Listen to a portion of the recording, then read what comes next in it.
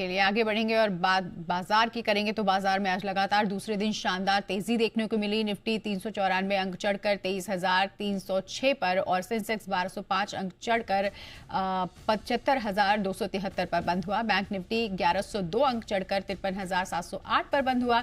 बाजार में ये तेजी मजबूत ग्लोबल संकेतों और मिडिल ईस्ट तनाव में नरमी की उम्मीद से देखने को मिली। आज की तेजी में बैंकिंग, ऑटो, मेटल समेत सभी इंडेक्स हरे निशान में बंद हुए। मिड कैप और स्मॉल कैप शेयरों में भी अच्छी तेजी बनी। दरअसल युद्ध का डर कम होने से बाजार में तेजी देखने को मिली है। सेंसेक्स की वीकली एक्सपायरी पर शॉर्ट कवरिंग भी हुई है। पिछले दिनों बाजार में तेज गिरावट के बाद शेयरों के दाम आकर्षक हुए हैं और शांत बैठे ट्रेडर्स भी एक्शन में लौटे हैं।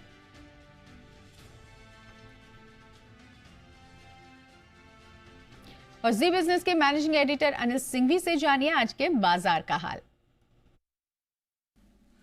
लगातार दूसरे दिन भारतीय बाजारों में रहा जबरदस्त तेजी का माहौल, और तेजी भी कितनी, बिल्कुल उतनी जितनी कल हुई थी। जी हां, निफ्टी कल भी 400 पॉइंट और आज फिर दूसरे दिन 400 पॉइंट दौड़ा, और बैंक निफ्टी कल भी 1100 पॉइंट और आज भी लगभग 1100 पॉइंट की तेजी के साथ बंद होता दिखा। और सेंसेक्स में रही 1200 पॉइंट की तेजी। मिड कैप सेलेक्ट इंडेक्स और स्मॉल कैप इंडेक्स तो इनसे कहीं ज्यादा मजबूत थे।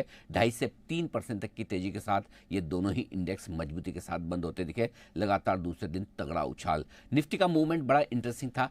कल के हाईस के ऊपर निफ्टी रहा, आज कल के हाई के नीचे ही नहीं गया। ये एक बड़ी बात है। लाल निशान में जाने के बाद छोड़ दीजिए। 23,065 का लो और 23,465 का हाई, यानी कि 400 पॉइंट की रेंज में दिन भर किया कारोबार और बंद भी 400 पॉइंट ऊपर हुआ। वो तो आखिरी 1 घंटे में थोड़ी प्रॉफिट बुकिंग आई ऊपरी स्टोर से, क्योंकि कल बाजार बंद है, छुट्टी का माहौल है। तो ऐसे में जनरली ओवरनाइट पोजीशन लोग कम रखना पसंद करते हैं। दूसरा ये कि कहाँ 22,500 से लगभग 23,500 1000 पॉइंट की तेजी आपकी मुश्किल से 2-3 दिनों में होगी, तो जाहिर सी बात है कि थोड़ी प्रॉफिट बुकिंग तो आएगी ही। यही हाल बैंक निफ्टी का था। 53,000 का लो बनाया, 53,050 के आसपास, वो भी कल के हाई के ऊपर ही रहा, और 54,150 के आसपास का, यानी कि इंट्राडे रेंज 1100 पॉइंट की और बंद भी 1100 पॉइंट ऊपर ही होता हुआ दिखा।